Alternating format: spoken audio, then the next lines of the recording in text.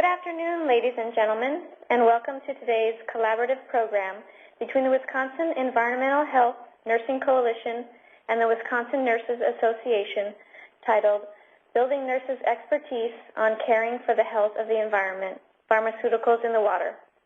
To enjoy this webinar to its fullest capacity, you must also log in to the web portion by clicking the Join the Web Echo presentation link within your confirmation email. If you need assistance logging into the webinar, you may contact technical support at 1-800-925-8000. The audio portion of this meeting is being delivered over a phone connection. If you have not already done so, please dial 1-888-537-7715 and enter participant passcode 7279448#. During the presentation, you may submit questions for the host using the discussion feature located on the side of your screen. Simply type your question into the box and click on the Send button.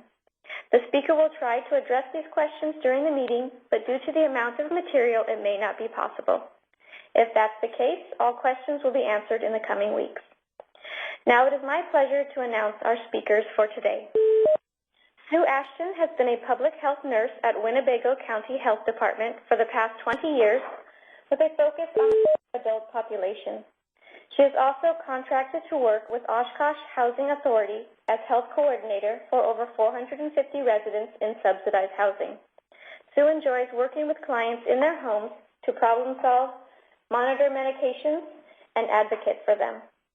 She was instrumental in starting a med take-back program in Winnebago County.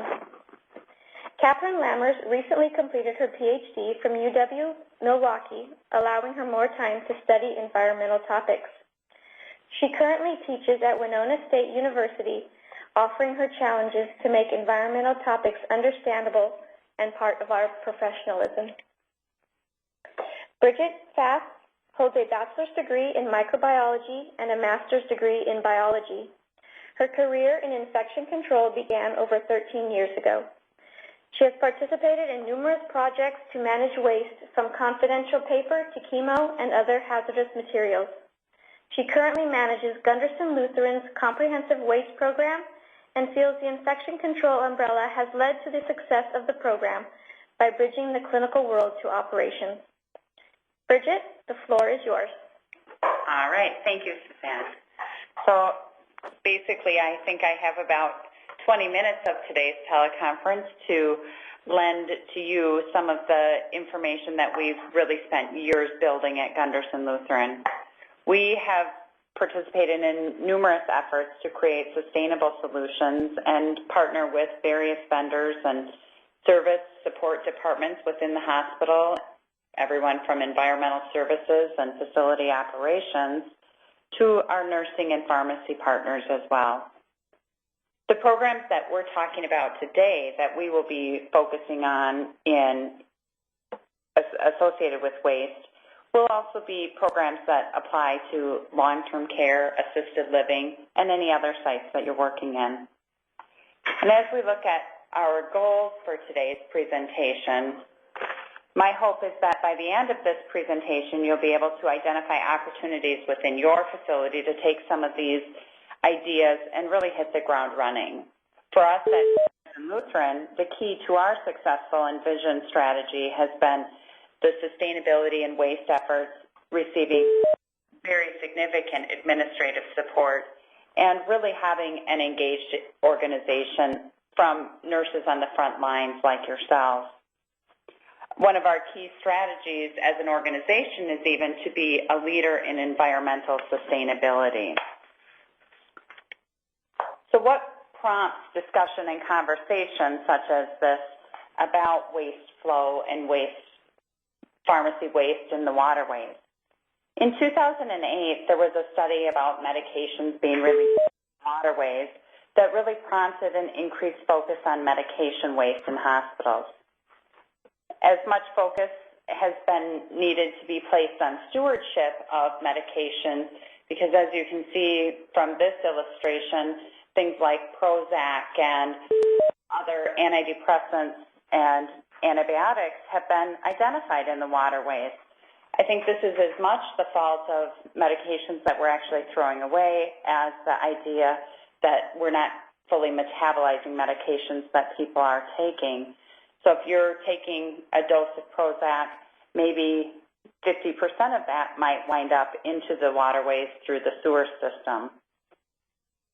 So as we look at these studies and begin to think about what does this mean for the individual who's ingesting fish out of our waterways, we need to keep in mind that you would have to eat tons of fish out of the waterway in order to actually be affected by the levels of medication that are in the fish. But it is something that is alarming and that it does cause us to answer to our consumers. And our consumers are reading headlines like this that really are driving the governmental evaluation and policy and procedure to evaluate and address the fact that medications are an emerging concern in our waterways. And consumers are asking us in healthcare, what impact are you having and how are you driving decisions to protect the environment? In 2008, an EPA report was prompted, and they really took a four-pronged approach. Number one was to improve the science associated with this and invest in research to evaluate the problem of medications in the waterways. Number two was to improve the public understanding, so you will continue to see additional awareness, and even sessions like today's webinar are things that can build your understanding as a consumer. They also worked to identify partnerships and stewardship opportunities. How can we work on reduction of medication and smart use of these products in the environment, whether it's in agriculture, antibiotic use for that is used to add weight to the animals, or if it's in actual human use. And the fourth prong to their approach is taking regulatory action when appropriate. When individual locations are reported as being out of compliance or doing site visits, healthcare has really begun to have this sense of evaluation from a regulatory perspective from the EPA. And keep in mind, only about 5% of the medications that are available on the U.S. market are actually considered hazardous drugs. The question becomes, are some of these other medications or drugs, would they pose a risk to the environment? And I'll talk about how we've addressed that at our program at Gunderson Lutheran as we get later in this presentation. So you also, I think, a key piece of any event like this is to give you the resources and the tools to solve these problems for yourself as you go forward, or in the organizations that you're practicing who are students. You do need to have a fluid assessment of your waste streams. The EPA is posting new information on an ongoing basis, and we're focusing on really what does this mean in healthcare and what ideas do we need to put in place to evaluate and provide sustainable programs to manage our medication waste. One of the programs we have at Gunderson Lutheran is what we call a medication checkup for our patients. It's part of our patient safety initiatives to ensure that we're evaluating and looking at what is that patient taking and do they have a risk of overdose. And I think it also prompts a good partnership with our county hazardous materials site. We encourage patients to take medications in a take-back program, much like the one that you'll hear about, with focus on encouraging patients to take them there if they are not going to be using that medication. And as we look at this next slide, this was a photo taken several years ago at our organization when we first initiated our medication take-back program. And what happened was we had a patient who was hospitalized and was very confused, and they were concerned that there might have been some overdose issues involved in their care. So that the provider in this case, asked the family to return to the patient's home and get any medications that that patient may have been taking. Here's what they came back with. It was grocery bags full of medications that were in the patient's home. And we see this on, primetime television in the form of television shows like Hoarders or, extreme couponing. Who knows why people have this much medication in their home? But there's certainly a risk for overuse, abuse, and a risk to the environment if these medications need to be discarded. So I think as we've done this introduction, just to realize that it's not just about what we're generating in healthcare, but how can we make our approaches multi-pronged like the EPA is recommending so that we generate programs that are responsible and include our community as well. So as we look at the Comprehensive Waste Management Program, one of the big thoughts that we try to really envision and manage is this cradle-to-grave management of our waste stream. What is our responsibility is evaluating our waste streams, making sure we maintain our manifest, documenting that final destination and where that goes. The tool that you have as a PDF associated with today's presentation is our organization's response to this. It identifies each type of waste that we generate at our hospital, and it also identifies the final waste destination. So it really does evaluate from the cradle where we're generating the waste all the way to the final destination, and then designs how our program will maintain manifest and meet the regulatory requirements. As we look at on-site storage of hazardous waste, there are certain regulations that must be in place for this as well. This particular picture is in our hazardous waste storage room for our pharmaceutical waste program, and you can see it's a significant footprint. If you're working in a facility that doesn't have the strength of a program like this at this point, it is an opportunity for you to think about what would our space and program needs be. You need to be able to see the openings to all those containers. You need to be able to visualize and make sure that there's no leaking or drainage occurring from any of those containers, and ensure that you're having a compliant program.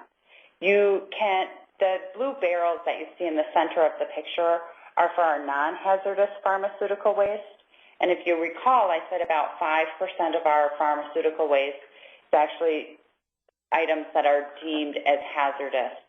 The non-hazardous pharmaceuticals, we have implemented a program at Gunderson Lutheran that focuses on collection of those non-hazardous materials as well, and we can compile those into one barrel right in our own site with additional annual training for our environmental services staff.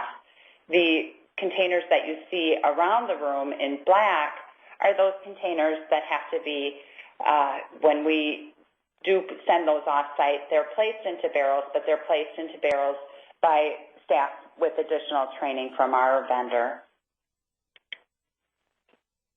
So then another piece of what your responsibility is if you're administering a program like this is to do site visits to your hazardous waste vendors. This is the transfer station where our hazardous waste, once it leaves the room that you just saw the picture of, goes to, and then you can see several lines here of medication waste, and each of these goes to a different destination. Some of these wastes go to some sites in Indiana, additional containers go to a site in Texas, and they have various locations that they transport to. One of the novel things that I enjoyed learning when I was at this site was that to heat this particular warehouse space, they even use recycled waste oil. So they're really not only embodying the philosophies that they're pushing us to follow through on, they're using that as a way to also do some of that waste handling right on their own facility. But we have multiple waste streams in healthcare. Here's another example of a site visit that we've done. This is where our solid waste goes in our community. We have a waste-to-energy plant, and this is demonstrating that cradle-to-grave management. Partnership with your vendors is very important, and ensuring that you're opening the channels of communication so that if you have something out of compliance with your waste stream, that their first call isn't to the DNR or to the EPA, but is to you as a facility, and that you can work together to evaluate and put programs in place to protect both their employees and your organization from an event like that occurring again. So let's look in detail at the Comprehensive Waste Program and what does that entail. This illustration really shows an evaluation of what are all those waste streams that we have, because it's not just pharmaceutical waste, it's hazardous non-pharmaceutical waste, things that you're generating in your lab. What recycling programs do you have for things like xylene, or what are you doing with your formalin in the lab? These are all questions that should be on a checklist that healthcare follows through on. Our regular solid waste, regulated medical would be anything you put into a red sharps container or a red bag. Construction, and then universal hazard, which is a category, things like your light bulbs. It seems like a simple diagram, but the challenge comes when you're trying to implement a program like this for our organization across 19 counties in 3 states where those places are located. So we have 3 states worth of regulations that we need to be aware of, and we're also trying to get over 5,000 employees to cooperate with our program. So we certainly have an illustration of something that seems simplified but really takes hours of work each year to ensure that we have success. What are some of the foundations of our comprehensive waste program? As I mentioned, I come from an organization that really has an overview and a buy-in to sustainability and solutions that are environmentally friendly. This includes evaluating things, reduce, reuse. Are we reducing the waste that we're making as a whole, and some of the programs that we've put into place, recycle and rethink. All those things that we've been learning a lot in the Green Initiative are all key parts of a comprehensive waste management program. And you must evaluate other opportunities for reduction, whether that's single-use devices and reprocessing medical supplies, sending materials that are unusable in our situations to foreign or missions within this country, reduction of medical waste wherever possible, and then also, again, all of these other reduction and reusables where possible. We are a heavily reusable facility, both in terms of linens and in terms of patient bedpans, emesis basins, things like that. So we really have an organization that subscribes to these philosophies. So when we built our medication waste program in 2009, you can see that we were able to really institute and push and simplify our tools because we did have such good culture within our organization. Here's an example of a simplified educational tool that we pulled together. You can see that it's defined by color and container location and description. And there's the short words, obviously you can't read them maybe necessarily on this slide, but to understand that we've given a short description. This is what you would put in this area, and these have been posted in our nursing care areas for the nursing staff to review as they're trying to make decisions about where they put their waste. And another component of our ongoing program is the ongoing evaluation. What goes where, and are we putting things where they belong? Are we storing them according to what the regulations say? Again, in today's session, we don't have time to cover every detail, but I can just tell you we've done a lot of things. We've implemented a new glass waste stream where we have taken a lot of the weight out of sharps containers, that items that previously were being processed as regulated medical waste, which really didn't contain any infectious material. That would also include empty urine containers. Again, if we have no visible, drippable amounts of blood, we can eliminate that. The photo on your lower right-hand corner shows emptying of fluids from our surgery areas. How much of this waste can we segregate and change? Our pharmacy waste is a key component here, but you do need to have an approach that looks at all of the waste streams because they are interconnected. When we talk about destroying medications, we have large and small quantity generators, all of these terms that you'll need to be aware of as you think of the DNR or the EPA auditing you. But for those who are coming from long-term care or smaller assisted living facilities, there will be a posting of the DNR's website, and this is where you should look for directions for those patients in those smaller settings so that you can destroy medication in coffee grounds or kitty litters, and making sure that you're also respecting the confidentiality issues and destroying the label as well. In 2009 is when we launched our hazardous and non-hazardous medication program. And I think one of the keys when we talk about destroying medications is the need to still destroy narcotics on site. This is where I often say the DEA trumps the EPA, but this is, I think, an acceptable solution because many of the compounds that make up those narcotic medications are salt-based. So you think of morphine sulfate. Well, what happens to salt when you put it into water? I don't think we have to worry about the fish out in our waterways being damaged by morphine sulfate that's breaking down very quickly in the environment, but rather the bigger risk would be diversion to a healthcare worker or risk of abuse in the community. Additionally, we've highlighted the key areas and the breakdown within the pharmaceutical waste program to our staff, and again, you have this in the comprehensive waste reduction tool. And taking pictures, make this suitable to your organization and ensure that you're partnering within your organization and with your external partners to provide a program that is, again, sustainable and achievable in your setting. Other things we've done, one-page quick fact sheets or ready references. This was developed by our comprehensive waste coordinator to be a tool for the nurse educators on the units. What are those things that you can generate in your facility that include key waste resources and recommendations for the staff?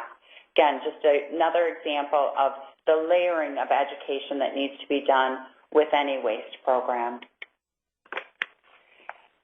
And our additional grouping here today talks about sorting that waste, the safety and personal protective equipment of the hazardous waste or the comprehensive waste coordinator and our pharmacy intern for the summer. And they're sorting through, are we segregating the waste in these bins appropriately? And what they've come up with is some opportunity for improvement. So within the hazardous waste stream that we have, only the pounds of correct waste was only correct 73% of the time when they first looked at this. And why have we improved? Because they've done things like moving the locations of the bins and layering the education in the pharmacy. They've also proposed waste champions in the pharmacy, and this is a concept that we're in our next steps of this component. We are taking it to the inpatient units, to our clinic pharmacy as well, and then we will continue with our comprehensive waste program coordinator to do regularly scheduled audits. So as we look at closing my section here today, I think it's from a theory perspective, we have to sort through and determine what actions do we take in healthcare to really make that change. We know that medications have an impact on the environment, and we must choose action as healthcare facilities, whether that's because of the governmental regulation and burdens, or if it's because we know that it's the right thing to do. Removing these materials from the waterways is good. And the precautionary principle is that decision-making factor. So with administrative support from the CEO level at our organization through roles like a comprehensive waste coordinator and a sustainability coordinator, we really do demonstrate the countless hours that you can build to support and take action to minimize healthcare's risk in the environment. And finally, I mentioned we would have a link to the DNR website, and that link really does help you with many pieces of information that can utilize in terms of patient medication waste as well. With that, I will turn the mic over.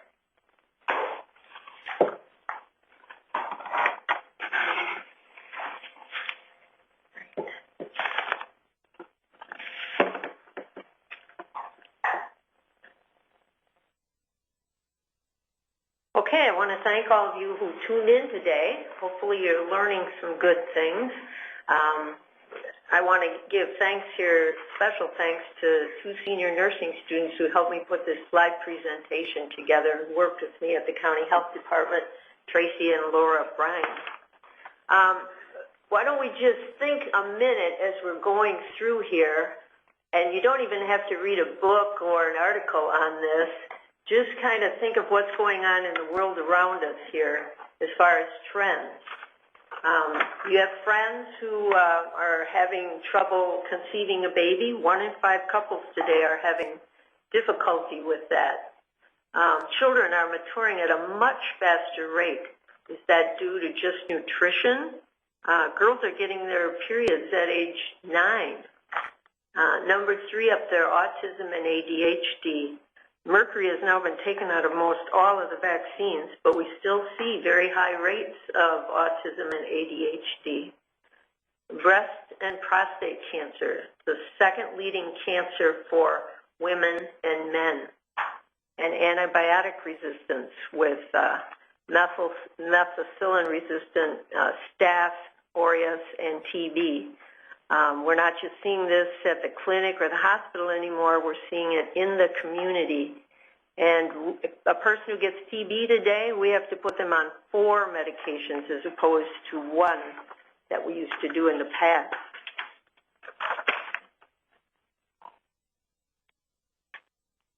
How do pharmaceuticals get into the environment? I think Bridget covered that fairly well. It's pretty obvious. Human and animal excretion are number 1. Also, some scientists are having a hard time just separating pills, birth control pills, from just what's already in there as far as estrogen. And then also what gets into the water is substances like soap and shampoo. So if you go to Bath and Body Works and you use special shampoos or things to make you smell good, that also gets into the water, into the environment. And the other big thing, of course, is flushing the meds down the toilet or dumping them in the sink. And if you're on a septic system out in the country, that's really no better than the city system because it's just a miniature scale of the normal water treatment plant. And if your neighbor's on chemo, chances are you might be on chemo as well, although on very minute amounts. Trash, if you throw your drugs in the trash, that eventually leaks out into the groundwater. So it just takes 25 years to get into the environment. It's just a longer route than flushing them down the toilet or pouring them down the sink. And then I've had people come up to me and say, well, then I'm just going to go burn my pills out in the burn barrel or out in my trash or my backyard barbecue. But we don't want that. Because that's why hospital incinerators that were at every hospital there was, they've all been shut down in our state except for one in Green Bay, which has strict limitations on its use. So also I want to mention that pill bottles that we get our pills in, they are really not recyclable. So I think that would be a good opportunity for somebody to make some money someday. If you really thought about it, we could get recyclable ones. But when you do burn those, they give off a chemical dioxin, which is cancer-forming, and so we have to put those in our trash instead of burning them.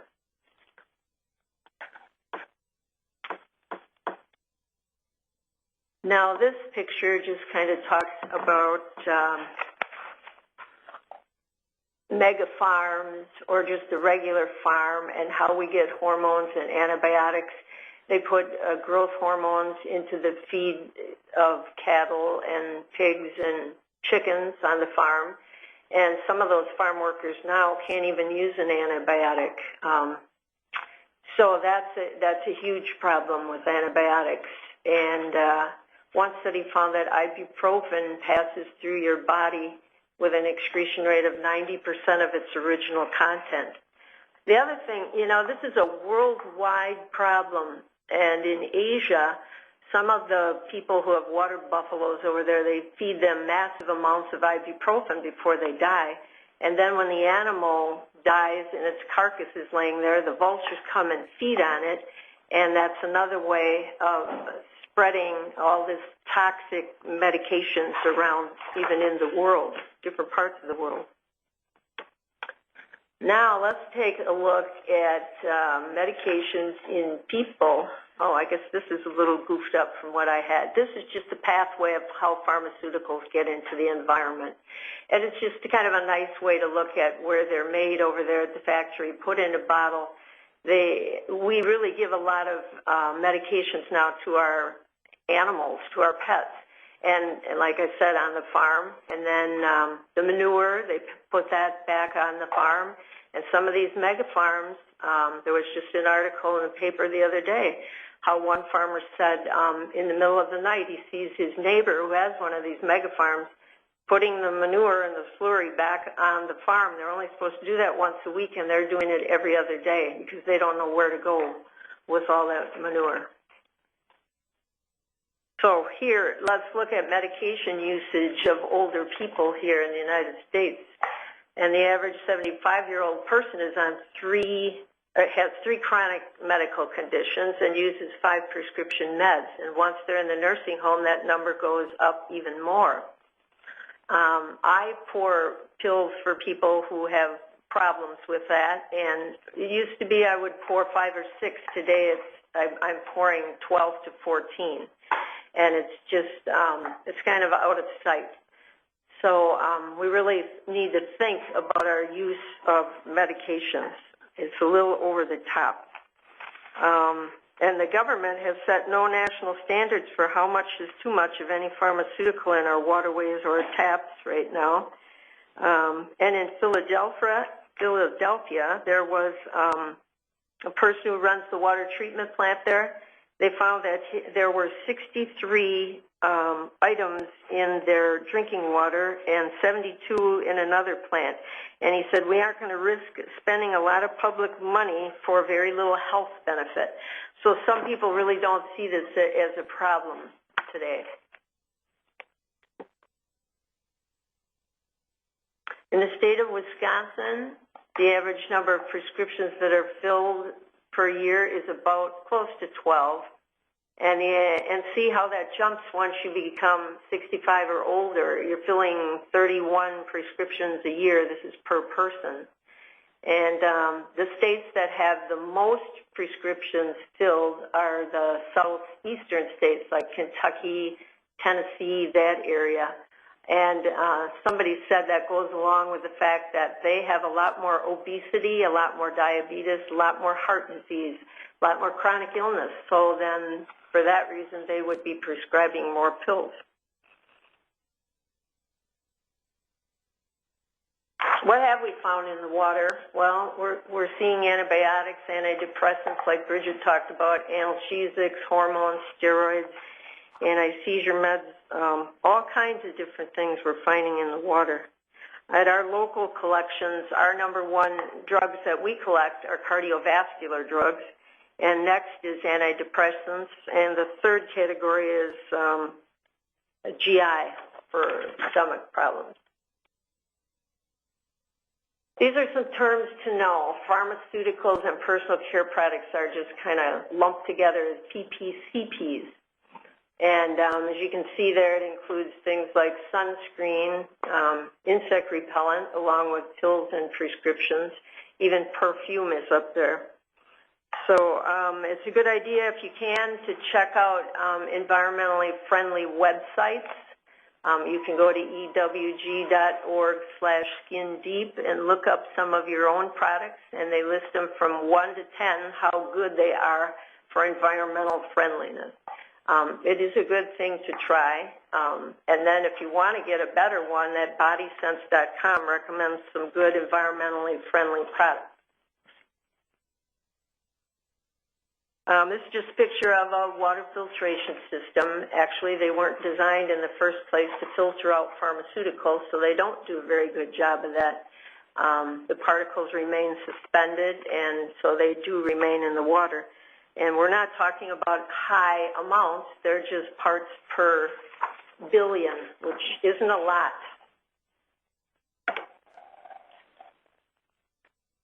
Well, how prevalent is the problem? Bridget also mentioned this in 1999 and 2000. The United States Geological Survey did a study across the United States, and they studied 139 streams in 30 different states. And they found evidence of 10 different compounds of the 95 that they tested for. That was found in 34% of all the streams that they tested, and the average number was 7. Research is further complicated by the fact that when you put a compound or a chemical in the water, say acetaminophen, and you add chlorine, within 1 hour, 11 new compounds are formed.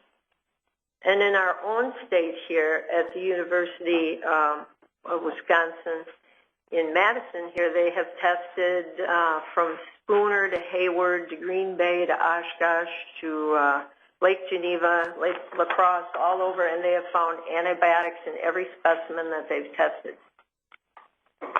It's important to know that this is not just a problem for the United States. It's a global concern. And actually, Australia and British Columbia have been working on drug take-back systems for over 10 years.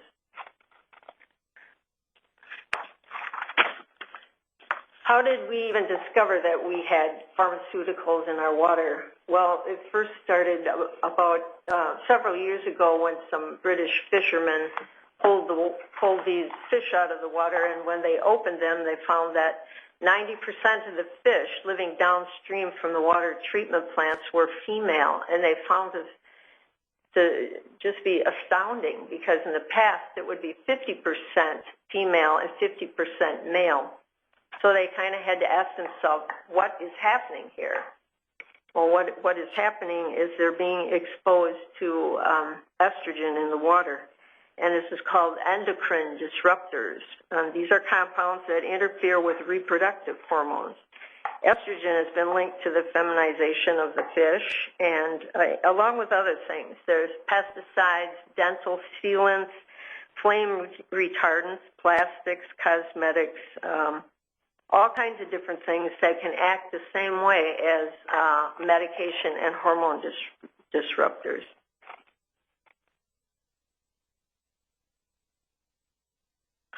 This is just a slide to show you what, these are 2 tadpoles. They're the same age. One on the right has been exposed to Prozac, 57 days in the lab. And at 50 parts per billion, that's not a lot. But as you can see, he's not growing any limbs at all, and he never will. He's going to stay like that the rest of his life. So that just kind of gives you an idea of what's happening in our environment to fish and tadpoles.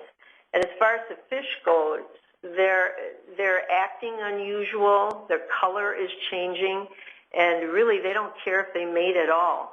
So, you know, there's things to think about here that are happening in our environment just because of this. This was another study that they did where some teenage boys were taking tea tree oil, or preteens, I guess they were. And after they took it, their breast tissue developed, and they didn't like it. But when they stopped it, that side effect went away. So it isn't just medications, it's things that are over the counter that can also affect people. Part of the problem here is lack of safety standards. The U.S. cosmetic industry has been allowed to police themselves, really, over the years. If they have a special fragrance, they don't have to put that on the label. That can be a secret. So that's part of the reason why we have a little problem with our safety standards here.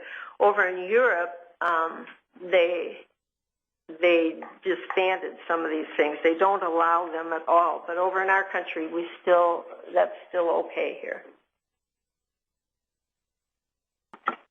Now, the pharmaceutical company, the whole industry spends about $60 billion a year marketing medications, and the only other country that does that is Australia. They spend $30 billion on research and development, so you can see that's just a little backwards. And they're also creating diseases such as overactive bladder. They treat it with Vesicare and some of these other things that have come out. So the pharmaceutical companies are doing new things, making money different ways. And actually, do you remember the drugs Vioxx and Bextra for arthritis? Well, several years ago, they were banned because of cardiovascular problems. And somebody from the FDA has said that we will okay anything. They're on a fast track there. And if there's a problem, we just make a black box. So that's really not a good way to do things. And the FDA people, there's just not enough of them to go around to police what we need to do.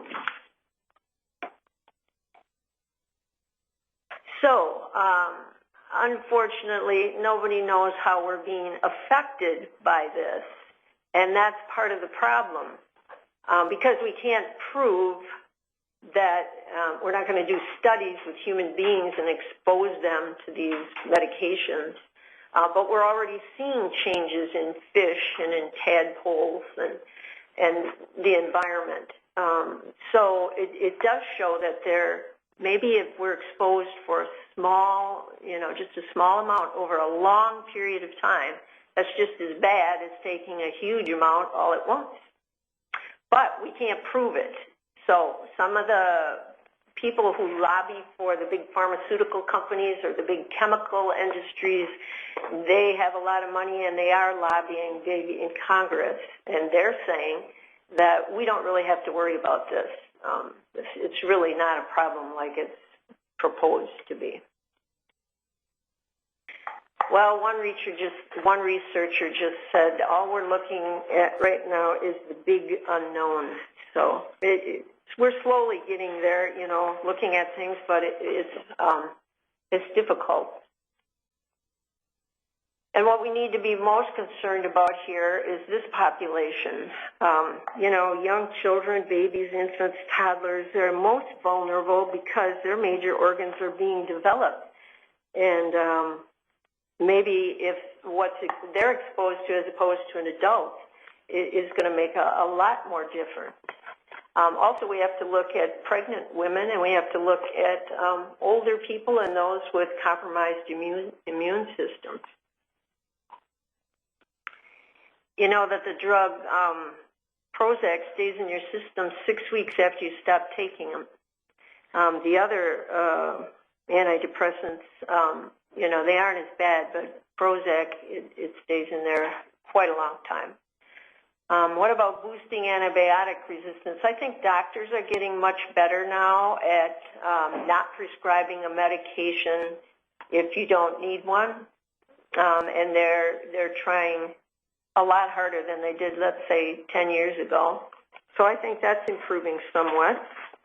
And then the other problem here with making new antibiotics is the chemical industries, the pharmaceutical factories really aren't interested too much in making new antibiotics, because if you think about it, you're only taking that very short term, maybe 7 to 21 days. Whereas if they develop a new drug that you have to take every day, they're probably going to make more money on something like that. And I would caution you to try to use regular soap, not antibacterial soap. Antibacterial soap just has triclosan in it, and we want to try to avoid that because that's a pesticide. Possible solutions about what can we do.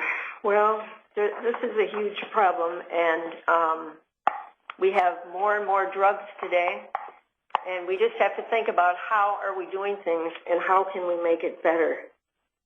Actually, there are about close to 6,000 hospitals in the United States and about 45,000 nursing homes and group homes. The pharmaceutical waste for them combined is about 250 million pounds, along with the packaging per year. And the EPA reports that the majority of nursing homes and CBRFs dispose of their unused drugs by flushing them. They continue to flush them. That's because it's a cost savings. That's the bottom line. It's would cost to send those pills to an environmentally friendly disposal, and so they continue to do that. So that is a problem. We need to do better with that. Also, I want to bring up at this point Christian Doughton. He's a scientist with the EPA in Las Vegas, and he has written a paper called Drugs and the Environment, Stewardship and Sustainability. And he brings up some really good questions that I'd like you to contemplate. He says that we need to ask ourselves an important question. Why do we have a problem with medication disposal to begin with? He says that our focus right now is on the easy part, getting rid of the drugs. He says we really need to be looking at solving the problem about why we have all these extra medications sitting around. He said it's going to be a problem because we need to change behaviors and practices of those involved with medical care, starting with doctors, starting with pharmacists. We need to decrease drug use, leftover meds, and we need to have a change in the patient's behavior. A lot of you know that when a person goes into the doctor, your friends or relatives, when they're sick, they feel better if they can leave and have a prescription in hand. That makes them feel good about the visits. But we have to kind of try to get away from that if we can. And non-compliance, 40% of all prescriptions that are written are either never filled or never taken. So that's a huge waste right there as well. So how do we accomplish doing better in this area? We need to coordinate the efforts of many of the stakeholders, the healthcare professionals, the regulators from FDA and EPA, manufacturers, insurance companies, et cetera. So we have to look at how and why the drugs became waste. How did they enter the environment? What are the consequences? And how pharmaceutical waste can be decreased or prevented. Possible solutions, well, they've looked for a long time at different things, ultrasound, reverse osmosis, carbon filtration. They say at home, probably the best thing there is reverse osmosis and carbon filtration in an individual home. But a lot of these are very costly and take gallons of water to do some of those treatments, so they're just really not feasible. What are the barriers? Well, we have a lot of barriers that we're looking at here, and but I think things are improving. I really do. We're looking also at kind of a problem in our communities now with young people taking medications out of homes. They get them mostly from their parents or relatives or friends, and they bring them to a party, put them in a bowl, and then a lot of times they'll drink as well. So it's a huge problem for law enforcement. It's a huge problem for emergency departments. There were over 1 million ER visits last year across the nation involving prescription drugs.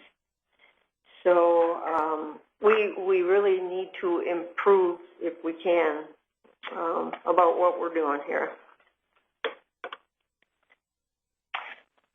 So problems to consider here. It's a very complex problem. Our landfills are located very close to bodies of water. And a lot of places now are taking the water that they've already treated and reusing it now for drinking water. So global warming is also something we need to kind of look at because water sources are going to continue to decline across the nation. So what else can we do? We need to educate other people, our friends, our family, co-workers, peers. We have to get them all on board. Check your personal care products. What's in them? If they're not good, try to change them. Check your cleaning products. You can try to go green. There's a lot of good products out there on the shelf now. Don't use antibacterial soap. Don't heat things in plastic. Try to heat them in either ceramic or glass. And use a gentler means of pest management on your yard. This is our drug drop box that we opened in Oshkosh back on Earth Day on April 22nd last year. And in those 14 months, we've collected 1 ton of medication, and that's without the packaging. So we are trying to make a difference. And then there's another picture here of some students helping with the drug sort. It takes a community of volunteers to do this. And there are some areas across the United States that do this, but they don't separate the packaging. And actually, if you separate out the packaging, your packaging is 1/2 of what's in that container when you empty it out. So we do try to recycle the packaging that it comes in, and so that's a help too. And we have to empty that we do a drug sort about 4 times a year for our drug drop box, and now we have another one in Neenah. So we have 2 in our county. So in summary, is our water safe to drink today? Well, you know, we're doing the best we can. I think the cumulative effects from the long-term exposure could really, you know, be something. So it isn't something that we just have to forget about. We need to try to do better. And at the very end here, I think we've got a slide. A major goal of public health is prevention. And that precautionary principle is, should we just sit and wait and see what happens? No, we really should try to do something about it. So let's all try to be better stewards of our environment and spread the word. Now I think Kathryn has a few things she wants to share with us here. Okay, well, thank you, Bridget and Sue. And we're coming to the end of our program. And it's brought to you by the Wisconsin Environmental Health Coalition. We're a group of nurses who are concerned about the environment, and we will be providing pre-conference programming each year at the annual conference. And we try to look for ways to network, and our goal is to impact education, research, and advocacy. So this webinar will be posted on the WNA website along with the materials that will help support the learning process. And you can join our listserv or join the membership in the coalition by contacting the Wisconsin Nurses Association. This webinar was provided by grants from Healthcare Without Harm, so we're grateful to them, and we have 2 more webinars planned. This is to promote policy development for environmental safety in Wisconsin, Minnesota, and Iowa. One of our activities this year is to have a reference or a position statement from the Wisconsin Nurses Association, and we would like everyone to mimic this, and we challenge you to have position statements or shift in your culture with policies to be more environmentally friendly through your facility or your professional organization. So we're very excited to get our first webinar up and going, and we'll see more of these coming. And I want to thank you for your attention. And I think we do have a few questions today. So if we time to entertain those. We will read the first question is, how many vendors serve comprehensive waste? I think this is kind of one of those program questions that, well, who should we go to? Who should help us with this? You will have multiple vendors. Some communities have as many as 4 people who handle just their solid waste alone. So there's several options out there when it comes to vendors. Start asking questions. Perhaps a few of those vendors will be in attendance at your conference coming up in Green Bay, and you'll have the opportunity to see some of those.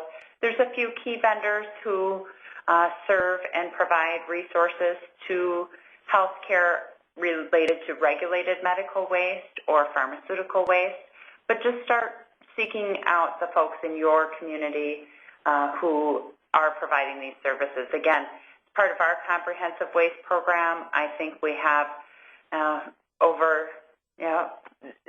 probably 5 to 10 different vendors who make up different components of our program, and it really is something that having that dedicated, focused resource in the comprehensive waste coordinator to facilitate that work is key. So the second question there, should antibacterial soap be used? I think Sue emphasized that you do not want to use that because of the triclosan. Soap by itself is an antibacterial, so adding the additional component, the triclosan, adds to the environmental pollution.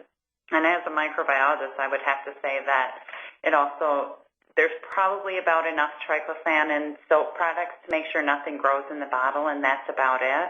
So often the controversy in that literature talks about who are you protecting by making sure nothing grows in the bottle, or if there's antibacterial in your cutting board or your toys. Some of the agents that they're putting, the microban, people may have seen that publicized as antibacterial. Often the product has to be completely immersed underwater for a period of time in order to activate the antibacterial agent. So being skeptical about the marketing gimmick of we tend to have a germophobic society, and people are so afraid of the germs that they jump to antibacterial products. Okay, the next question is, does immunization cause autism? I think this has been studied over and over. There's been quite a few very, very prominent and profound statements coming from England discrediting any of the publications by Wakefield about that mercury may cause autism.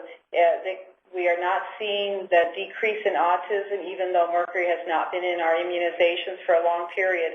There are some trace elements of mercury in some of our influenza, but you can choose to get that non-mercury-based immunization. I think we need to be looking for other causes for autism and really look at your literature on this. Yeah, the only immunization that I'm aware of that has mercury in it are the multi-dose flu vials. And you can request to get the single-dose one. The mercury was put in there to stabilize it in different temperatures. So I think we need to put this one to rest and really look at your literature. The last question is, are there any third world countries that could benefit from unused pharmaceuticals? We'll probably let the others weigh in on this, but there are some efforts to provide unused pharmaceuticals if they're still within their date or very close to their expiration date. There's a lot of criticism that maybe the expiration dates are not accurately portrayed. It's kind of hard to tell exactly when a medication should be expired. So this is part of our rethink issue of pharmaceuticals and how can we rethink the use of pharmaceuticals and is the time that they're dated is in an appropriate time period. And let's let the others weigh in on this. Well, the scientist Christian Doughton, he had a whole subject on third world countries and sending pharmaceuticals because he's saying once they receive all these pharmaceuticals and they are expired, then what are they supposed to do with them? So it's causing a lot of problems with getting rid of them in other countries, and they're having to have workers spend volunteer time on getting rid of these unused medications when they should be spending time on more important things. So he doesn't feel it really is the best idea. And I would just, add to the same sentiments. We have actually a program, if you look in our comprehensive waste plan, that addresses mission materials. Oftentimes it's unusable supplies, gauze, tapes that are, either, maybe they came in a pack and we never used it out of that pack. There's a lot of things that can be sent to foreign missions within reason. There are some medications, some over-the-counter things that used to be provided to physician offices. Ibuprofen would be a perfect example of that we are unable to accept in our physician offices anymore. So occasionally something like that will still arrive at our facility. So occasionally an over-the-counter item that's very far from its expiration date will be taken by folks in our global partners group. And also we have a free clinic right in our own community, and we've taken medications or soaps, things like that, to that area so that we're not worried about. Now, if you think of donating things to a foreign mission, if we donate diapers to Nicaragua, what do they do with a disposable diaper when they're done with it? They're not putting it in the type of waste handling that we would expect or think of from a safe. They're throwing it in the ditch. And they just don't have the means or the capability to, as you mentioned, to deal with these types of things. So decreasing the number of unused pharmaceuticals are going to, attacking that issue is going to have to include making the medications more usable so there's less excretion of the product. It's also changing our prescribing practices where we're giving out 3 months at a time. Rethinking, do we really need to medicate all side effects and issues? Can't we manage things non-pharmaceutical methods? And just kind of rethink our ways of throwing out PRN medications. Thank you for your time today, and we want to bring it to a close at 1 hour, and I appreciate your attention, and I hope you join us in our environmental efforts. Thank you.